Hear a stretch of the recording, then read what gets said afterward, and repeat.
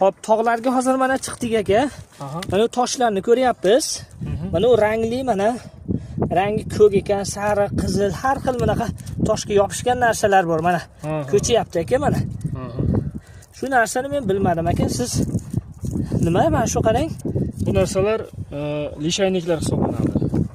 Lishaynik? Ha, bular ham o'simliklar turiga kiradi. Ya'ni buni o'sha biologiyada botanika bo'limi bor. Botanika bo'limida o'rganiladi bu. Ya'ni lishayniklar degani indikator o'simliklar degani. Ya'ni havoni tozaligini, musaffoligini belgilab beruvchi indikator o'simliklar hisoblanadi.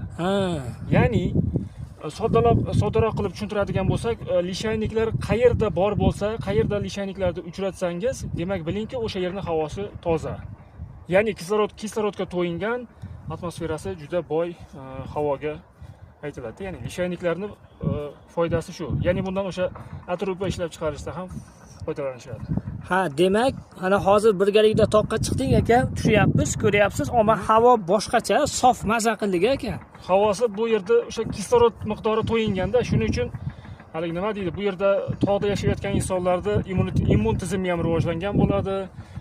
Qon tarkibidagi o'sha eritrotsitlar deyiladi, ya'ni qizil qon tanachalarini sonlari ham, miqdori ham ko'p bo'ladi. Shuning uchun ularda immun tizimi rivojlangan bo'ladi, kasal bo'lmaydi. Chalinsa ham, misol uchun gripp, o'sha virusli kasalliklarga chalinsa ham tez yengib o'ta oladi. Sabab qon bilan bog'liq. Chunki kislorodga to'yingandan keyin o'z-o'zidan bilasiz, mana qizil qon tanachalarini, ya'ni o'sha qonimizni bilamiz, qizil rangda, uni vazifasi kislorod tashish. Kislorodga qancha to'yingan havodan nafas olsa inson, shuncha immun tizimi rivojlangan bo'ladi. Kasal bo'lmaysiz xullas. Ha, tushunarli aka. Toqqa kelib turish kerak-da xullas. Xo'p, ma'lumotlar uchun rahmat aka. Xudo xolasa keyingi safarimiz Qirg'iziston, Qoraqo'y, Sarichilak. Inshaalloh, xudo xolasa. Xudo xolasa. Salomat bo'ling akajon.